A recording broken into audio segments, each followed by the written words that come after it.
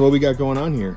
So this is called a flip belt, and basically this is where the inside of the tire decides to come apart on itself, causing it to bulge out. Very dangerous. Cool, so you're gonna swap it out for something new? Yeah, we got a replacement tire, so we're just gonna swap it out for him and he'll be on his way.